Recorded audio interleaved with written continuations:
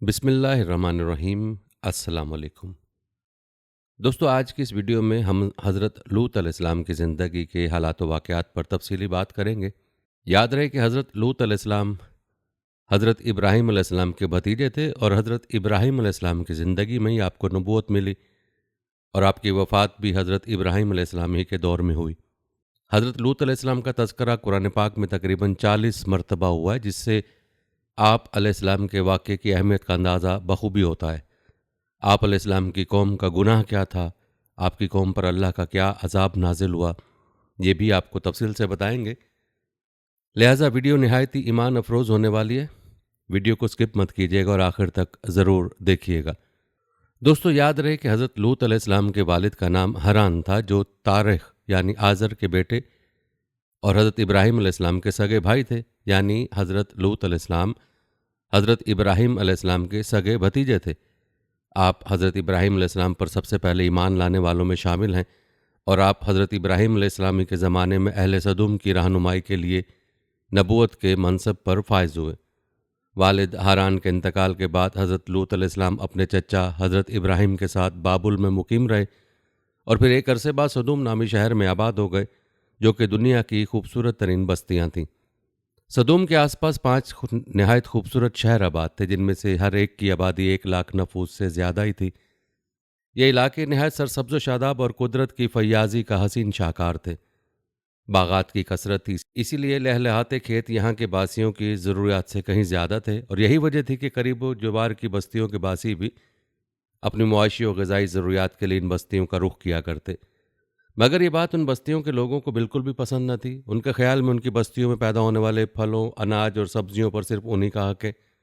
उनकी शदीद ख्वाहिश थी कि दूसरी बस्तियों के लोग उनके इलाकों में ना आएं, लेकिन ये उन्हें मना करने से भी डरते थे। दोस्तों, याद रहे कि जब कोई कौम अल्लाह की दी हुई नेमतों का शुक्र अदा करने की बजाय गरूर व तकब्बुर और आदात बद में मुब्तला हो जाए, तो ऐसे लोगों के दिलो दिमाग पर शैतान काबिज हो जाता है और फिर ये इबलीस के नक्शे कदम पर चलने लगते हैं।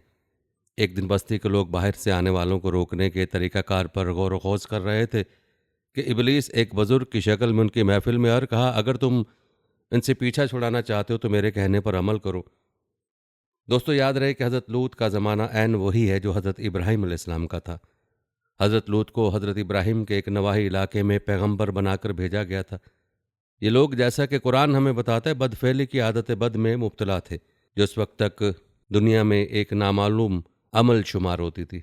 जब हज़रत लूत अलैहिस्सलाम ने उन लोगों को बदफेली से रोका और उन्हें अल्लाह ताला की जानिब से तंबीह पहुंचाई, तो उन्होंने हज़रत लूत अलैहिस्सलाम को पैगंबर मानने और कोई भी नसीहत कबूल करने से इनकार कर दिया और गैर फितरी फ़ेल से शगल जारी रखा। आखिरकार अल्लाह ताला ने उन लोगों पर अजाब नाजिल किया और वो लोग एक इबरत अंगेज़ हादसे की बिना पर रूए ज़मीन से निस्तो नाबूद हो गए। वो शहर जो कौम लूत का मस्कन था, उसे अहदनामा अतीक में सदूम यानी गुनहगारों यानी बदफेलियाँ करने वालों का शहर लिखा गया है। ये बस्ती जो बहरा अहमर के शुमाल में वाक़ थी, यकीनन उसी अंदाज में तबाह हुई जैसा कि कुरान में बताया गया, और यही हमारा ईमान भी और होना चाहिए। आसारी यानी आसार कदीमा के मुतालियात से ज़ाहिर होता है कि शहर उस जगह वाक़ था जहाँ आज बहरा मुर्दार नामी झील उर्दन इसराइली सरहद पर वाक़ है। इसी अजाब की बाक़ियात का तज्ज़िया करने से कबल हम ये देखते हैं कि कौम लूत को इसी अंदाज में सज़ा क्यों दी गई, ये बताते हुए कि हज़रत लूत ने अपनी कौम को किस तरह मुतंबे किया और उन लोगों ने क्या जवाब दिया। कुरान कहता है, लूत की कौम ने रसूलों को झुटलाया। याद करो जब उनके भाई लूत ने उनसे कहा, क्या तुम डरते नहीं? मैं तुम्हारे लिए एक अमानतदार रसूल हूँ, लिहाजा तुम अल्लाह से डरो और मेरी अतात करो। मैं उस काम पर तुमसे किसी अजर का तालिब नहीं हूँ। मेरा अजर तो रब्बुल आलमीन के ज़िम्मे है। क्या तुम दुनिया की मखलूक में से मर्दों के पास जाते हो और तुम्हारी बीवियों में तुम्हारे रब ने तुम्हारे लिए जो कुछ पैदा किया है उसे छोड़ देते हो? बल्कि तुम लोग तो हद से ही गुजर गए हो। उन लोगों ने कहा, अगर तू इन बातों से बाज ना आया तो जो लोग हमारी बस्तियों से निकाले गए उनमें तू भी शामिल होकर रहेगा। इस पर उन्हें यानी हज़रत लूत अलैहिस्सलाम ने कहा, तुम्हारे करतूतों पर जो लोग कुढ़ रहे हैं मैं उनमें शामिल हूँ। हज़रत लूत की दावत हक़ के जवाब में उन लोगों ने उन्हें धमकाना शुरू कर दिया। ये लोग हज़रत लूत और उनके मानने वालों की रास्तबाजी के बायस उनसे नफ़रत करने लगे और उन्हें जिला वतन करने की ख्वाहिशमंद हो गए। हज़रत लूत ने अपनी कौम को रोज़ रोशन की मानित अयां सच्चाई की दावत दी और उन्हें खुले बंदों में तंबीह की, लेकिन ये लोग किसी नसीहत, किसी तंबीह को खातिर में नहीं लाए। उन्होंने हज़रत लूत की बात मानने से इनकार किया उस सज़ा का यकीन भी नहीं किया जिसकी उन्हें पेशगी इतला दी जा रही थी। कुरान बताता है कि जब हमने लूत को भेजा और उसने अपनी कौम से कहा तुम वो फाहिश काम करते हो जो तुमसे पहले दुनिया वालों में से किसी ने नहीं किया, क्या तुम्हारा हाल ये है कि मर्दों के पास जाते हो और राहज़नी करते हो और अपने मजलिसों तक में बुरे काम करते हो? फिर उसकी कौम के पास उसके सिवा कोई जवाब ना था कि उन्होंने कहा, ले आ अल्लाह का अज़ाब अगर तू सच्चा है। अपनी कौम का ये जवाब सुनने के बाद हज़रत लूत ने अल्लाह ताला से मदद मांगी, ऐ मेरे रब उन मुफसिदों के आगे मुकाबले में मेरी मदद फरमा। ऐ मेरे परवरदिगार मुझे और मेरे अहलो याल को उनकी बद किरदारों से निजात दे। हज़रत लूत की दुआ पर अल्लाह ताला ने आदमियों की शक्ल में 2 फरिश्ते भेजे। हज़रत लूत के पास आने से पहले ये फरिश्ते हज़रत इब्राहिम के पास गए। उन्होंने इब्राहिम को खुशखबरी दी कि उनकी बीवी के यहाँ बच्चे की वलादत होगी और यह भी बताया कि उन्हें भेजने का मकसद कौम लूत के औबाश, अय्याश और गुमराह लोगों को तबाह करना है। कुरान में इरशाद होता है, इब्राहिम ने कहा, ए फरिश्तादगान इलाही, और क्या मुहम आपको दरपेश है? उन्होंने कहा, हम एक मुजरिम कौम की तरफ भेजे गए हैं ताकि उस पर पकी हुई मट्टी के पत्थर बरसा दें जो आपके रब के यहाँ हद से गुजर जाने वालों के लिए निशान ज़दा हैं। सिर्फ लूत के घर वाले मुस्तस्ना हैं, उन्हें हम बचा लेंगे सिवाय उसकी बीवी के, जिसके लिए अल्लाह ताला फरमाता है कि हमने मुकद्दर कर दिया कि वो पीछे रह जाने वालों में शामिल रहेगी। दोस्तों, हज़रत इब्राहिम से मिलने के बाद ये फरिश्ते हज़रत लूत के पास आए। वो इन फरिश्तों से जो इंसानी शक्ल में थे नावाकिफ़ थे, इसलिए पहले तो परेशान हो गए, लेकिन फिर उनसे बात करने के बाद पुरसकून हो गए। और जब हमारे पैगाम रसां फरिश्ते लूत के पास पहुंचे तो उनकी आमद से वो बहुत घबराया और इस ख्याल से कि उन्हें अपनी कौम के लोगों से बचाना बस से बाहर होगा, वो परेशान होकर कहने लगा कि आज तो बड़ी मुसीबत का दिन है। फिर जब ये पैगाम रसां लूत के यहाँ पहुंचे तो उसने कहा, आप लोग अजनबी मालूम होते हैं। उन्होंने जवाब दिया, नहीं, बल्कि हम लोग वही चीज़ लेकर आए हैं जिसके आने में लोग शक कर रहे थे।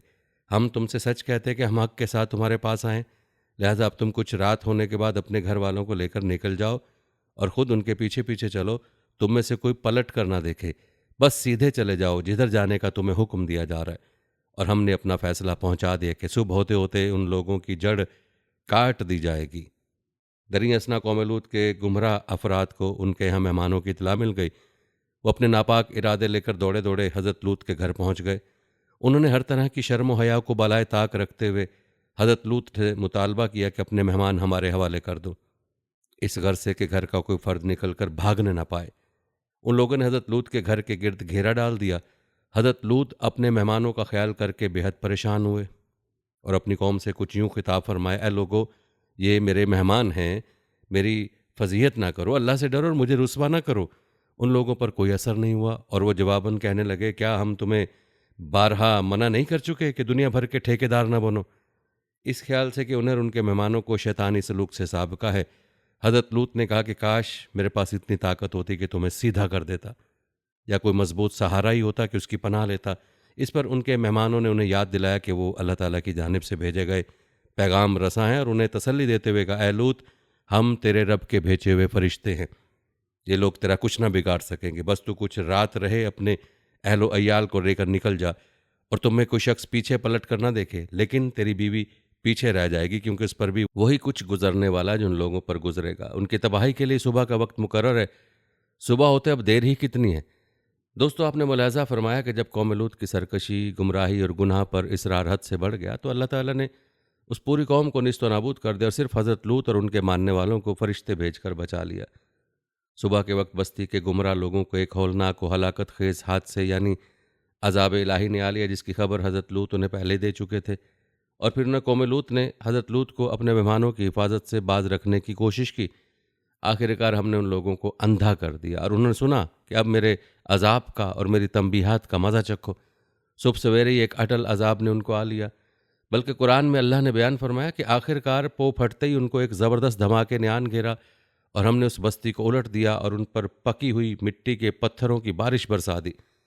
इस वाक़े में उन लोगों के लिए बड़ी निशानी हैं जो साहिब फ़रासत हैं और वो इलाका जहाँ ये वाक़या पेश आया था गुज़रगाह आम पर वाक़ है। इसमें सामान इबरत है उन लोगों के लिए जो ईमान वाले हैं। फिर जब हमारे फ़ैसले के अमल में आने का वक्त आ पहुँचा तो हमने उस बस्ती को उलट दिया और उस पर पकी हुई मिट्टी के पत्थर ताबड़तोड़ तह दर तह बौछार की शक्ल में बरसाए, जिनमें से हर पत्थर तेरे रब के यहाँ निशान ज़दा था और जालिमों से ये सज़ा कुछ दूर नहीं। फिर बाकी मांदा लोगों को हमने तबाह कर दिया। उन पर बरसाए पके हुए पत्थरों की एक बरसात, बड़ी ही बुरी बारिश थी जो उन डराए जाने वालों पर नाजिल हुई। यकीनन उसमें एक निशानी है, मगर उनमें से अक्सर मानने वाले नहीं। और हकीकत यह है कि तेरा रब ज़बरदस्त भी है और बेहद रहीम भी। ये गुमराह लोग तबाह हो गए और सिर्फ एक घराने के बकद्र हज़रत लूत और उनके मानने वाले लोग बचा लिए गए। हज़रत लूत अलैहिस्सलाम की बीवी उनके मानने वालों में नहीं थी, लिहाजा उसे भी उन्हीं लोगों के साथ निस्तो नाबूद कर दिया गया और लूत को हमने पैगंबर बनाकर भेजा। फिर याद करो जब उसने अपनी कौम से कहा, क्या तुम ऐसे बेहया हो गए हो कि वो फाहिश काम करते हो जो तुमसे पहले दुनिया में किसी ने नहीं किया? तुम औरतों को छोड़कर मर्दों से अपनी ख्वाहिश पूरी करते हो। हकीकत यह है कि तुम बिल्कुल ही हद से गुजर जाने वाले लोग हो। मगर इस कौम का जवाब उसके सिवा कुछ ना था। निकालो उन लोगों को अपनी बस्तियों से, बड़े पाकबाज बनते हैं। आखिरकार हमने लूत और उसके घर वालों को बजिज उसकी बीवी के जो पीछे रह जाने वालों में थी बचा कर निकाल दिया और उस कौम पर बरसाए पक्के पत्थरों की एक बारिश। फिर देखो कि उन मुजरमों का क्या अंजाम हुआ। और यूं हज़रत लूत और उनका घराना उनकी बीवी को छोड़कर बचा लिया गया। अहदनामा अतीक में लिखा है कि बाकी मांदा लोग बाद अज़ां हज़रत इब्राहिम के पास हिजरत कर गए। जहाँ तक सरकश, नाफरमान और गुमराह कौम लूत के लोगों का ताल्लुक है तो उन्हें और उनकी रिहाइश गाहों तक को सफ़ा हस्ती से हरफ़े गलत की मानद मिटा दिया गया। झील लूत यानी बहीरा मुर्दार में वाज़ेह निशानियाँ मौजूद हैं। सूरह हूद की 82वीं आयत में वाज़ेह तौर पर बयान किया गया कि कौम लूत पर नाजिल करदा अज़ाब की नौयत क्या थी। जब हमारे फैसले के अमल में आने का वक्त आ गया तो हमने इस बस्ती को उलट दिया, उस पर पकी हुई मिट्टी के पत्थरों के ताबड़तोड़ तह दर तह बौछार की शक्ल में बारिश कर दी। कुरान का यह कहना है कि इस बस्ती को उलट दिया, यह जाहिर करता है कि वो पूरा इलाका एक ज़बरदस्त और शदीद ज़लज़ले के ज़रिए मुकम्मल तौर पर तबाह कर दिया गया था। इसी की मुताबिकत में झील लूत यानी बहरा मुर्दार जहाँ ये तबाही वकू पजीर हुई थी, उस हादसे की वाज़ेह शहादतें लिए हुए है। जर्मन माहिर आसार कदीमा वर्नर केलर कहता है कि ज़बरदस्त दरार के साथ जो ऐन इस इलाके से गुजरती है, मौजूदा दरा सदीम बशमुल सदूम व गुमराह नाम के इलाका जात हज़ारों बरस कबल एक दिन अथाह गहराई में धंस गए। इस तबाही की वजह एक ताकतवर जलजला था जिसकी तकमील गालिबन धमाकों, बिजली कड़कने, कुदरती गैस के ज़मीन से अखराज और बड़े पैमाने पर फैली हुई अमूमी आतिश ज़दगी के साथ हुई। दर हकीकत झील लूत या बहरा मुर्दार जलजलियाती खित्ते के बिल्कुल ऊपर वाक़ है, यानी वो इलाका जहाँ जलजलों का ख़तरा मौजूद रहता है। अर्जियाती एतबार से एक ऐसी साख्त के साथ है जो नीचे की समत जा रही है। बहरा मुर्दार की बेस टेक्टोनिक रूटेड डाउनफॉल है और इसकी जड़ें कशर अर्ज़ की प्लेट में इसे अर्जियात की इस्तिलाह में कहा जाता है। ये वादी एक अर्जियाती तनाव के दरमियान में वाक़ है जो शुमाल में तेब्रिया झील और जनूब में अरबा वादी तक फैला हुआ है। ज़ेर बहस आयत के आखिरी हिस्से में बयान किया कि उस पर पकी हुई मिट्टी के पत्थरों के ताबड़तोड़ तह बर तह बौछाड़ की शक्ल में बारिश कर दी। हर लिहाज से आतिश फिशानी धमाके ही की तरफ इशारा करता है जो मौजूदा बहरा मुर्दार के किनारों पर हुआ था। इसकी वजह से जो चट्टानें और पत्थर हवा में उड़े वो सख्त गर्म और पकी हुई हालत में थे। सूरह शौरा की 173वीं आयत में यही वाक़या इन अल्फाज में बयान किया गया। उन पर बरसाए पके हुए पत्थरों की एक बरसात, बड़ी ही बुरी बारिश थी जो उन डराए जाने वालों पर नाजिल हुई। इसी मौजू के हवाले से वर्नर केलर कहता है कि ज़ेर ज़मीन यानी अर्जियाती सरगर्मियों की बिना पर उन खौफनाक आतिश फशानी कुव्वतों का अखराज हुआ जो दरार की लंबाई के साथ साथ एक अरसे से काबिदा हालत में मौजूद थी। लाइमस्टोन पर मबनी इलावाजी यहाँ लावे की अजीम मिकदारें और बसाल्ट की दबेस तहें, चूने के पत्थर लाइमस्टोन सतह के ऊपर जमा हो चुकी हैं। लावे और बसाल्ट की तहें उस आतिश फशानी धमाके और जलजले की खुली शहादत हैं जो यहाँ पर कभी रूनमा हो चुका है। यही है वो पके हुए पत्थरों के ताबड़तोड़ और तह दर तह बौछाड़ की शक्ल में होने वाली बरसात, जैसा कि कुरान फरमाता है। हलाकत खेज़ाफत यानी अज़ाब इलाही यकीनी तौर पर आतिश फशानी धमाके ही रहा होगा, बाकी अल्लाह ही बेहतर जानता है। इस आयत में जब हमारे फैसले के अमल में आने का वक्त आ पहुंचा तो हमने उस बस्ती को उलट दिया। यकीनन एक जलजले का इशारा है जिसकी वजह से सतह ज़मीन पर आतिश फिशां फट पड़े और उनके भयानक असरात ज़ाहिर हुए। ज़मीन शक हो गई, आतिश फिशानी राख बशमुल पत्थर और चट्टान बरसने लगी। इसकी पूरी हकीकत अल्लाह ही के इल्म में है। वाज़ेह निशानियाँ जो बहरा मुर्दार झील लूत से ज़ाहिर होती हैं वाक़तन वो बहुत दिलचस्प हैं। आमतौर पर कुरान में जिन वाक़यात का तज़किरा है वो मशरिक़ वुस्ता, जज़ीरा नुमा अरब और मिस्र में वक़ू पज़ीर हुए थे। इन तमाम सरज़मीनों के ऐन वस्त में बहरा मुर्दार है। झील लूत और उसके अतराफ़ के इलाका जात में होने वाले वाक़यात अर्ज़ियाती तवज्जो के तालिब हैं। ये झील बहिरा रूम के सतह से 400 मीटर नीचे है। अब चूंकि खुद इस झील की सबसे गहरा मकाम झील की अपनी सतह से 400 मीटर मज़ीद नीचे है तो इसका मतलब ये निकलता है कि झील लूत की तह बहिरा रूम की सतह के मुकाबले में 800 मीटर की पस्ती पर है। ये ज़मीन पर यानी खुश्की के बीच पस्त तरीन मकाम है। सतह समंदर से पस्ती पर वाक़ दूसरे मकामात की ज़्यादा से ज़्यादा गहराई 100 मीटर तक है। झील लूत यानी बहिरा मुर्दार की एक और ख़ासियत जिसकी वजह शोहरत भी है, उसके पानी में नमक की गैर मामूली तौर पर ज़ायद मिकदार है, जो तकरीबन 30% है।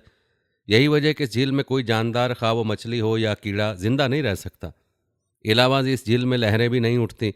यही वजह यानी मरा हुआ डेड सी है कि मगरबी तसनीफ़ में बल्कि दुनिया भर में ही इसे बहिरा मुर्दार यानी समंदर बताया जाता है। कौम लूत का वाक़या जो कुरान पाक में कई जगहों पर मरकूम है, हालिया तखमीना जात के मुताबिक 1800 कबल मसीह यानी आज से 3800 साल पहले ज़हूर पजीर हुआ था। अपनी असरियाती और अर्जियाती तहकीक की बुनियाद पर वर्नर किलर का ख्याल है कि सदूम और गुमराह के शहर दरअसल वादी सदीम में वाक़ थे, जबकि वादी बज़ात खुद मौजूदा बहिरा मुर्दार के पस्त तरीन और बैद तरीन किनारे वाले ख़ित्ता अर्ज़ी पर वाक़ थी। यहाँ एक ज़माने में गुंजान आबादी वाले वसी और ईज़ मकामात का वजूद हुआ करता था। साख्त के एतबार से झील लूत की सबसे दिलचस्प खसूसियात वो हैं जो कुरान में कौम लूत की तबाही की बाबत बयान करदा आयात की वाज़े शहादत फराम करती हैं। बहिरा मुर्दार के मशरकी किनारे से एक जजीरा नुमा साख्त अल-लिसान पानी में दूर तक चली गई। अरबी में अल-लिसान का मतलब है ज़ुबान। खुश्की से देखने पर इस जजीरा नुमा की ज़मीन गैर मामूली जाविये पर सतह आब के नीचे जाकर गायब हो जाती है। अल-लिसान के उल्टे हाथ पर पानी की गहराई मुकाबलतन बेहद कम है। गुज़श्ता चंद बरसों के दौरान सोती पैमाइशों से मालूम हुआ कि यहाँ की गहराई 50 से 60 फीट तकरीबन 10 मीटर से 11.5 मीटर है। झील का यह गैर मामूली तौर पर उथला हिस्सा जो जजीरा नुमा अल-लिसान से लेकर इंतहाई जनूबी हुआ करता था, वेल ऑफ सिडम सिरे तक फैला हुआ है, दर सदीम। वर्नर केलर ने मुशाहदा किया कि उथला हिस्सा जिसका बाद में वजूद पजीर होना दरियाफ्त हुआ है, मज़कूरा बाला ज़लज़ले उसके नतीजे में ज़मीन के यकदम नीचे बैठ जाने की वजह से वजूद में आया। यही वो जगह है जहाँ सदूम और गुमराह की बस्तियाँ कभी आबाद थीं, यानी कौम लूत के लोग रहा करते थे। एक ज़माने में इस इलाके को पैदल अबूर किया जा सकता था। तहम अब दर सदीम यानी जहाँ गुमराह और सदूम के शहर थे, बहिरा मुर्दार के ज़ेरे हिस्से की सतह आब से ढका हुआ है। कबल मसीह के अल्फ सानी की इब्तिदा में आने वाली भयानक आफत के बायस जब ये ज़मीन नीचे बैठ गई तो इस ताज़ा ताज़ा बने हुए गड्ढे में शुमाल से आने वाला पानी दाखिल होने लगा। इस तरह ये पूरी जगह नमकीन पानी से लबालब भर गई।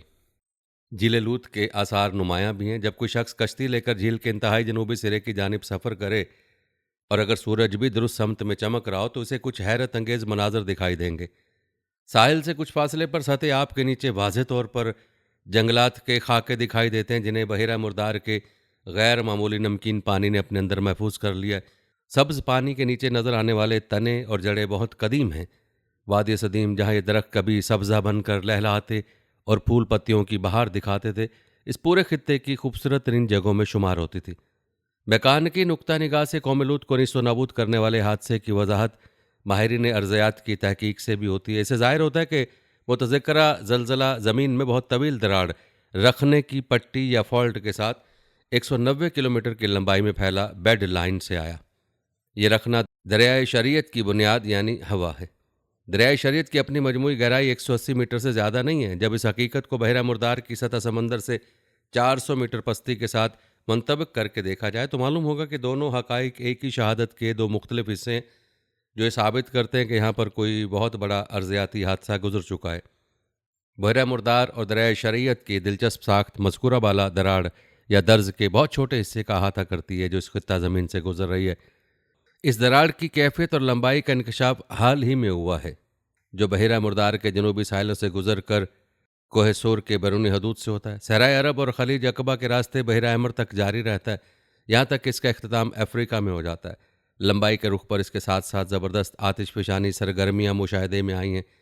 दोस्तों, हज़रत लूत अलैहिस्सलाम की नाफरमान कौम जो गुनाह किया करती थी, उस गुनाह को मुख्तलिफ नामों से पुकारा जाता है, जैसे कि अगलामबाजी, लवातत परस्ती वगैरह। तो दोस्तों, अगलामबाजी अल्लाह पाक की बारगाह में सबसे नापसंदीदा गुनाह है। इसका अंदाज़ा आप ऐसे लगा सकते हैं कि हज़रत सुलेमान अलैहिस्सलाम ने एक मरतबा शैतान से पूछा, अल्लाह पाक को सबसे बढ़कर कौन सा गुनाह नापसंद है? इबलीस बोला, जब मर्द मर्द से बदफेली करे और औरत औरत से ख्वाहिश पूरी करे। हज़रत फ़कीर रज़ी अल्लाह तआला अन्हु से मरवी है कि जो शख्स कौम लूत की तरह बदफेली करेगा और तौबा किए बगैर मरेगा तो तदफीन के बाद उसे कौम लूत के कब्रिस्तान में मुंतकिल कर दिया जाएगा और उसका हशर कौम लूत के साथ होगा। हज़रत अबू सईद खदरी रज़ी अल्लाह तआला अन्हु से मरवी है, आखिरी ज़माने में कुछ लोग लूतिया कहलाएंगे और ये 3 तरह के होंगे। एक वो जो बाशहवत सिर्फ मर्दों की सूरत देखेंगे, उनसे बातचीत करेंगे। दूसरे वो जो उनसे हाथ मिलाएंगे और गले भी मिलेंगे। और तीसरे वो जो उनके साथ बदफेली करेंगे। इन सभी पर अल्लाह पाक की लानत है, मगर जो तौबा कर लेंगे तो अल्लाह पाक उनकी तौबा को कबूल फरमाएगा और गुनाहों से बचे रहेंगे। दोस्तों, इस गुनाह में मुब्तला लोगों को अमरत भी कहते हैं और हर एक अमरत जहन्नुम का हकदार है। अमरत से दोस्ती करने वाले शैतान के वार से खबरदार हैं। अगर अमरत रजामंदी से या पैसों या नौकरी वगैरह के लालच में बदफेली करवाएगा तो वो भी गुनहगार और जहन्नुम का हकदार है।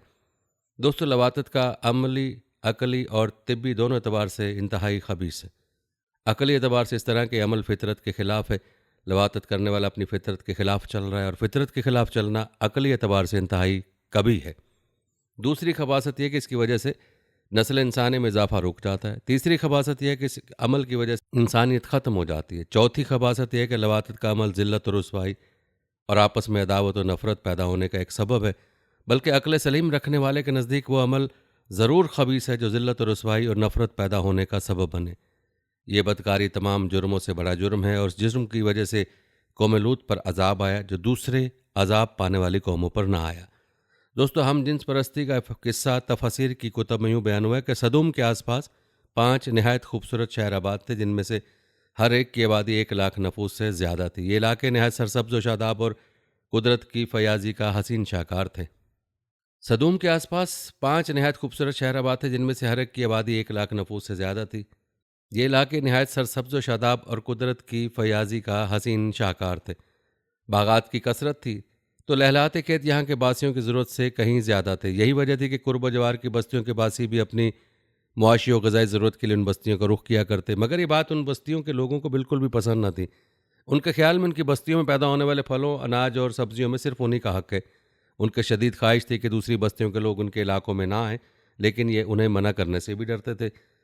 जब कोई कौम अल्लाह की दी हुई नेमतों का शुक्र अदा करने की बजाय गरूर व तकब्बुर और आदात बद में मुब्तला हो जाए तो ऐसे लोगों के दिलो दिमाग पर शैतान काबिज हो जाता है और फिर ये इबलीस के नक्शे कदम पर चलने लगते हैं। एक दिन बस्ती के लोग बाहर से आने वालों को रोकने के तरीक़ाकार पर गौर व खोज कर रहे थे कि इबलीस एक बुज़ुर्ग की शक्ल में उनकी महफिल में आकर कहा, अगर तुम इनसे पीछा छुड़ाना चाहते हो तो मेरे कहने पर अमल करो। अजनबी बुजुर्ग की बात सबने निहायत तवज्जो से सुनी और तरीका बताने पर इसरार किया तो इबलीस ने कहा कि कल बताऊंगा। दूसरे दिन वो एक खूबसूरत नौउम्र लड़के के भेस में आया और उन्हें अपनी औरतों की बजाय मर्दों के साथ फेले बद करना सिखाया। इस तरह इबलीस के कहने पर इस बदकारी के मौजूद यानी मलून लोग थे, उन्होंने शैतान के इमा पर एक ऐसा गुनाह ईजाद किया जिसका औलाद आदम में इससे पहले किसी को ख्याल तक नहीं आया था। यही वो वक्त था कि जब अल्लाह ताला ने हज़रत लूत अलैहिस्सलाम को नबी बनाकर उस कौम की इस्लाह के लिए भेजा। हज़रत लूत ने उनको तौहीद की दावत दी और बेहुदा हरकत से मना फरमाया, जैसे कि सूरह नमल की आयत नंबर 54-55 में अल्लाह ताला फरमाते हैं, और लूत को याद करो जब उन्होंने अपनी कौम से कहा कि तुम बेहयाई के काम क्यों करते हो? क्या तुम औरतों को छोड़कर लज्जत हासिल करने के लिए मर्दों की तरफ मायल होते हो? हकीकत यह है कि तुम अहमक लोग हो। हज़रत लूत अपनी कौम की आदत बद की वजह से बड़े फ़िक्रमंद रहते और दिन रात उन्हें नसीहत और तबलीग करते रहते, लेकिन कौम पर इसका कोई असर न हुआ, बल्कि वो मज़ीद ढटाई और हट धर्मी के साथ फ़ख्रिया अंदाज में ये काम करने लगी। इसके साथ ही वो हज़रत लूत के साथ भी सख्त रवैया रखते और उनकी बातों का मजाक उड़ाते। जैसे कि सूरह शौरा की आयत नंबर 160 से 166 में अल्लाह ताला इरशाद फरमाते हैं, और कौम लूत ने भी पैगंबरों को झुटलाया जब उनसे उनके भाई लूत ने कहा कि तुम क्यों नहीं डरते? मैं तो तुम्हारा अमानतदार पैगंबर हूँ, तो अल्लाह से डरो और मेरा कहना मानो, और मैं तुमसे इस काम का बदला नहीं मांगता। मेरा बदला अल्लाह रब्बुल आलमीन के पास है। क्या तुम अहले आलम में से लड़कों पर मायल होते हो और तुम्हारे परवरदिगार ने जो तुम्हारे लिए तुम्हारी बीवियाँ पैदा की हैं उनको छोड़ देते हो? हकीकत यह है कि तुम हद से निकल जाने वाले हो। दोस्तों, कहा जाता है कि हज़रत लूत का समझाना उनकी कौम को बुरा लगता, चुनाचे उन्होंने साफ साफ कह दिया कि अगर तुम हमें इस तरह बुरा कहते रहे, हमारे कामों में मुदाखलत करते रहे, तो हम तुमको अपने शहर से निकाल देंगे। जैसा कि कुरान पाक की सूरह शौरा की आयत नंबर 167 में अल्लाह ताला फरमाते हैं, वो कहने लगे, ए लूत, अगर तुम बाज ना होगे तो हम तुमको शहर बदर कर देंगे। लेकिन दोस्तों, इसके बावजूद एक हद तक हज़रत लूत मायूस होने की बजाय कौम को राह रास्त पर लाने की जिद्दोजहद में मसरूफ़ रहे। लेकिन वहाँ तो कैफियत ये थी कि मर्ज़ बढ़ता गया जूँ जूँ दवा की, यानी जितना हज़रत लूत उन्हें अल्लाह ताला के अजाब से डराते वो उतना ही उनका तमस्खुर उड़ाते। और फिर एक दिन उन्होंने खुद ही अजाब इलाही का मुतालबा कर दिया। अल्लाह ताला ने उन्हें अब तक दर्दनाक अजाब से महफूज रखा था और बदतरीन फ़ाहिश और बदकारी के बावजूद उन्हें ढील दी जा रही थी। लेकिन अब उन्होंने खुद ही अज़ाब की फरमाइश कर दी और बोले, "ए लूत, अगर तुम सच्चे हो तो हम पर अज़ाब ले आओ।" कौम के इस मुतालबे के बाद हज़रत लूत को यकीन हो गया कि अल्लाह ताला ने इनके दिलों पर मोहर सख्त कर दी है और ये अब राह रास्त पर आने वाले नहीं। लिहाजा उन्होंने नहायत बेबसी के आलम में अल्लाह अज़्ज़ा वजल के सामने हाथ फैला दिए और दुआ की कि ए मेरे परवरदिगार, इन मुफसिद लोगों के मुकाबले में मेरी नुसरत फरमा। दोस्तों, फिर वो वक्त भी आया जब अल्लाह ताला ने अपने नबी की दुआ कबूल फरमाई और अपने ख़ास फरिश्तों को दुनिया की तरफ रवाना कर दिया। ये फरिश्ते पहले हज़रत इब्राहीम अलैहिस्सलाम के पास इंसानी शक्ल में तशरीफ़ लाए। अल्लाह ताला ने सूरह ज़ारियात में इस वाक़े को बयान फरमाया है। इन आयात की तफसीर कुछ यूँ है कि जब वो फरिश्ते उनके पास आए तो सलाम किया, उन्होंने भी जवाब में सलाम कहा। हज़रत इब्राहीम अलैहिस्सलाम ने देखा कि ये तो अनजान लोग हैं, तो उन्होंने मेहमान नवाजी के तकाज़ों के पेश नज़र उन्हें इज़्ज़त और एहतराम से बिठाया। फिर उनके लिए घर से एक भुना हुआ मोटा बछड़ा लाए और खाने के लिए उनके आगे रख दिया, लेकिन उन्होंने खाने को हाथ नहीं लगाया, जिस पर हज़रत इब्राहीम अलैहिस्सलाम ने उनसे इस्तफ़सार किया कि वो खाना क्यों नहीं खाते। इस मौके पर हज़रत इब्राहीम के दिल में कुछ खौफ भी पैदा हुआ। फरिश्तों ने जब हज़रत इब्राहीम अलैहिस्सलाम के चेहरे पर खौफ के आसार देखे तो कहा, आप हमसे खौफ न खाइए, हम आपको एक दानिशमंद बेटे की बशारत देने आए हैं। हज़रत इब्राहीम ने उनसे कहा, ए अल्लाह के भेजे हुए फरिश्तों, इसके अलावा तुम्हारा और क्या मकसद है?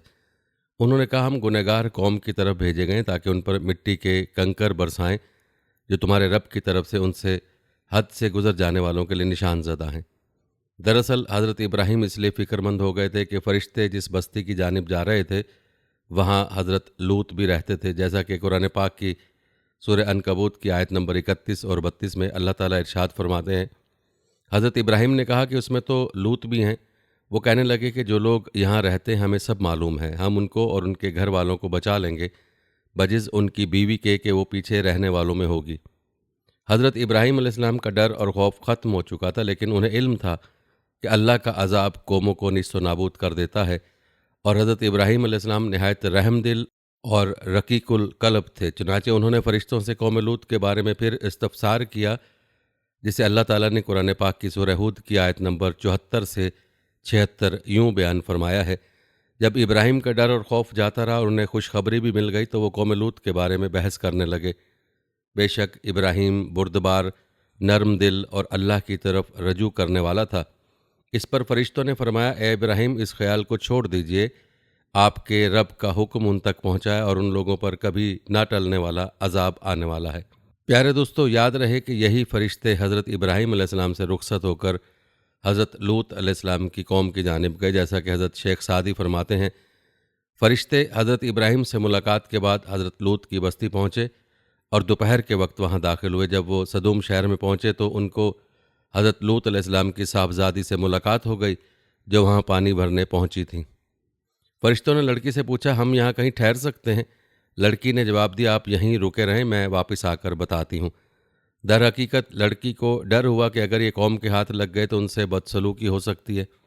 वो अपने वालिद हज़रत लूत के पास तशरीफ़ लाई और सूरत हाल से आगाह किया कि ए अब्बा जान, शहर के बाहर चंद अजनबी नो उम्र लड़के हैं, कहीं ऐसा ना हो कि कौम उनको पकड़ ले। कौम ने हज़रत लूत को मेहमानों को अपने यहाँ ठहराने से मना किया, लेकिन उसके बावजूद वो छुप छुपा कर उन्हें अपने घर ले आए। इस हवाले से कुरान पाक की सूरह हूद की आयत नंबर 77 में अल्लाह ताला फरमाते हैं, और जब हमारे फरिश्ते लूत के पास आए तो उनके आने से गमनाक और तंगदिल हुए और कहने लगे कि आज का दिन बड़ी मुश्किल का दिन है। वो फसरीन फरमाते हैं कि फ़रिश्ते हज़रत जिब्राइल, हज़रत मिकाइल और हज़रत इसराफील थे, जो नहायत हसीन और जमील 9 उम्र लड़कों की शक्ल में तशरीफ़ लाए थे। हज़रत लूत ने जब उन खूबसूरत 9 उम्र लड़कों को देखा तो सख्त घबराहट और परेशानी में मुब्तला हो गए। उन्हें अपनी कौम की आदत कबीहा के पेश नज़र ख़तरा था कि न जाने कौम उनके साथ क्या सलूक करे। हज़रत लूत की बीवी काफिरों से मिली हुई थी, सो उसने 9 उम्र लड़कों की घर में मौजूदगी का राज फाश कर दिया। ये सुनकर बस्ती वाले दौड़ते हुए हज़रत लूत के घर पहुँचे। जैसा कि कुरान पाक की सूरह हूद की आयत नंबर 78 में अल्लाह ताला इरशाद फरमाते हैं, और जब कौम दौड़ती उनके पास पहुँची, ये लोग पहले ही से बुरे काम किया करते थे, तो लूत ने कहा कि कौम, ये जो मेरी कौम की लड़कियां हैं ये तुम्हारे लिए जायज़ और पाक हैं। अल्लाह से डरो और मुझे मेरे मेहमानों के बारे में रुस्वा न करो। क्या तुम में से कोई भी शाइस्ता आदमी नहीं? हज़रत लूत की बात सुनकर वो लोग बोले, ए लूत, क्या हमने तुमको सारे जहां की हिमायत और तरफदारी से मना नहीं किया था, और तुम बखूबी वाकिफ़ हो कि हमें तुम्हारी बेटियों से कुछ हाजत नहीं, और जो हमारी असल चाहत है उससे तुम बखूबी वाकिफ़ हो। कौम लूत के इस बेशर्माना जवाब से अंदाज़ा लगाया जा सकता है कि वो फ़ेल बद में किस हद तक मुब्तला हो चुकी थी। मुफस्सरीन लिखते हैं कि जब हज़रत लूत की कौम उनके घर की तरफ दौड़ती हुई आई तो हज़रत लूत ने घर के दरवाजे बंद कर लिए और उन नौजवानों को एक कमरे में छुपा दिया। बदकार मुसल्ले लोगों ने आपके घर का घेराव किया हुआ था और उनमें से कुछ घर की दीवार पर भी चढ़ने की कोशिश कर रहे थे। हज़रत लूत अपने मेहमानों के इज्जत के ख्याल से बहुत ज़्यादा घबराए हुए थे, चुनाचे उस बेबसी के आलम में उनके मुंह से निकला जिसका जिक्र अल्लाह ताला ने सूरह हूद की आयत नंबर 80 में इन अल्फाज में किया है, ए काश मुझ में तुम्हारे मुकाबले की ताकत होती या किसी मजबूत कले में पनाह पकड़ सकता। प्यारे दोस्तों, याद रहे कि फरिश्ते ये सब मंजर देख रहे थे। जब उन्होंने हज़रत लूत की बेबसी और परेशानी के आलम देखा तो हकीकत से पर्दा उठाते हुए यूं गोया हुए जिसका जिक्र सूरह हूद की आयत नंबर 81 में अल्लाह ताला ने इन अल्फाज में किया है, ए लूत हम तुम्हारे रब के भेजे हुए फरिश्ते हैं, ये लोग हरगिज़ तुम तक नहीं पहुंच सकेंगे। कुछ रात बाकी रहे तो अपने घर वालों को लेकर चल दो और तुम में से कोई शख्स पीछे मुड़कर ना देखे, मगर तुम्हारी बीवी को जो आफत उन पर पड़ने वाली है वही उस पर पड़ेगी। उनके अजाब के वादे का वक्त सुबह है, क्या सुबह कुछ दूर है? मुफस्सरीन लिखते हैं कि हज़रत लूत हकीकत हाल जानकर मुतमईन हो गए और अपने अहले खाना के साथ रात ही को निकल खड़े हुए। बीवी भी उनके साथ थी, लेकिन कुछ दूर जाकर वो वापस अपनी कौम की तरफ पलट गई और कौम के साथ जहन्नुम रसीद हो गई।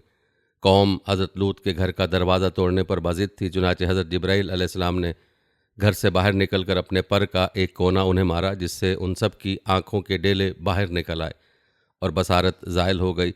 ये ख़ास अजाब उन लोगों को पहुंचा जो हज़रत लूत के पास बदनीयती से आए थे। सुबह अजाब आम में पूरी कौम तबाह हो गई, जैसा कि सूरह अल कमर की आयत नंबर 37 में अल्लाह ताला फरमाते हैं, और उन्होंने लूत से उनके मेहमानों को लेना चाहा तो हमने उनकी आंखें अंधी कर दीं। प्यारे दोस्तों, अभी सुबह का आगाज़ ही हुआ था कि अल्लाह ताला के हुक्म से हज़रत जिब्राइल ने बस्ती को अपने पर से उखेड़ा और फिर अपने बाजू पर रख कर आसमान पर चढ़ गए। हत्ता कि आसमान वालों ने बस्ती के कुत्तों के भौंकने और मुर्गों के बोलने की आवाज़ें सुने। फिर उस बस्ती को ज़मीन पर दे मारा, जिसके बाद उन पर पत्थरों की बारिश हुई।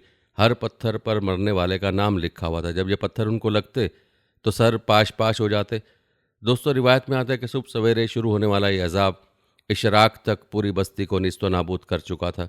अगर कोई शख्स बस्ती से बाहर था तो उसे वो पत्थर उसी जगह जा लगा जहां वो था।